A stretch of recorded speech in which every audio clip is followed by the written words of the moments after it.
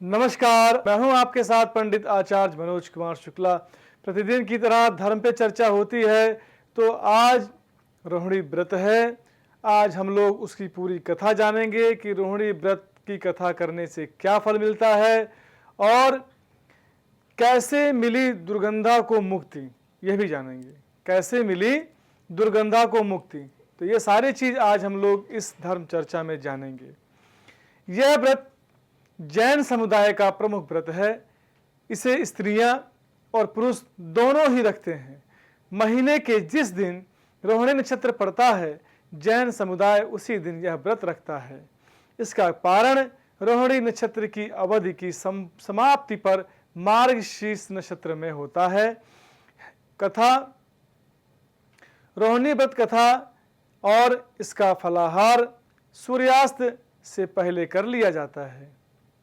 मान्यता है कि यह व्रत कर्म बंधन से छुटकारा दिलाता है, साथ ही महिलाओं या पति की लंबी आयु और अच्छे स्वास्थ्य के लिए यह व्रत रखती हैं, खासकर महिलाएं। और रोहिणी व्रत की कथा जानते हैं, पूरी कथा कि कैसे कैसे क्या क्या है, वो सारी चीज़ आज मैं आपको सुनाता हूँ।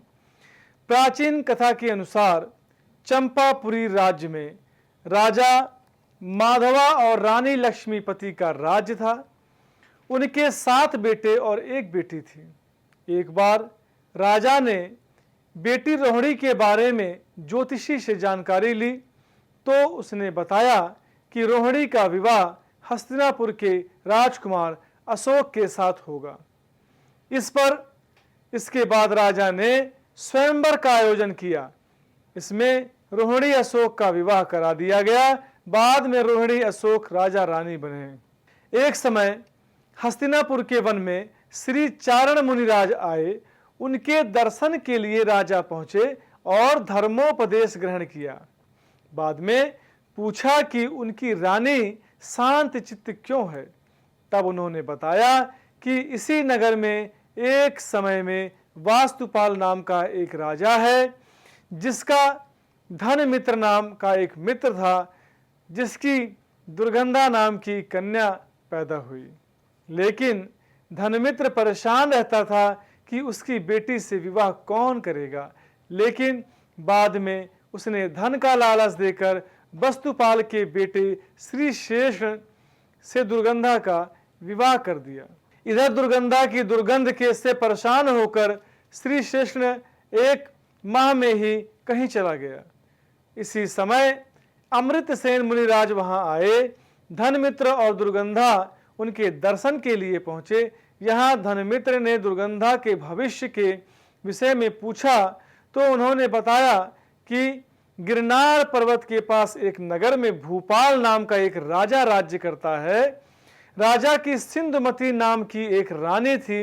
एक दिन राजा रानी वन जा रहे थे, तभी मुनिराज को देखा, तो रानी को घर लौटकर आहार की व्यवस्था करने को कहा।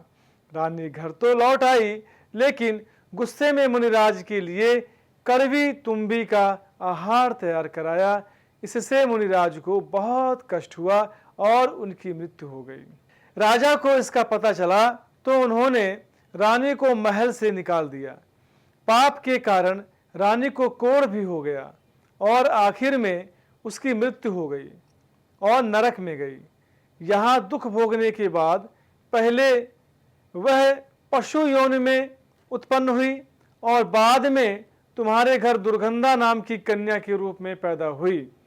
इस पर धनमित्र ने ऐसे व्रत के बारे में पूछा जिससे उसका पाप कटे, जिस पर मुनि अमृतसेन ने उन्हें रोहिणी व्रत का महत्व और विधि विधान बताया।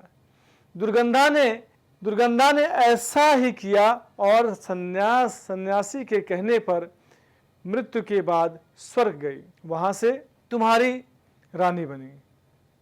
इसके बाद राजा अशोक ने अपनी कहानी के बारे में पूछा, तो मुनिराज ने बताया कि भील के जन्म में तुमने भी मुनिराज को कष्ट दिए थे। इससे मृत्यु के बाद नरक होते हुए और कई योनियों में भ्रमण करते हुए व्यापारी के घर पैदा हुए।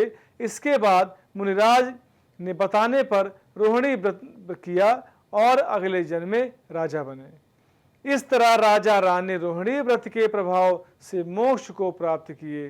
तो ये रही कुछ रोहिणी की व्रत कथा, आपने जाना धर्म चर्चा में। तो आज कुछ धर्म के विषय में चर्चा हुई, दैनिक पंचांग के विषय में आपने जाना और आज की दैनिक राशि के विषय में जाना। तो वाणी को विराम देने के पहले एक बार प्रभु का स्मरण हो जाए। नारायण नारायण श्रीमन्नारायण नारायण नारायण नारायण नारायण भजमन नारायण नारायण नारायण श्रीमन्नारायण नारायण नारायण। आप सभी दर्शकों को पंडित आचार्य मनोज कुमार शुक्ला का हार्दिक नमस्कार।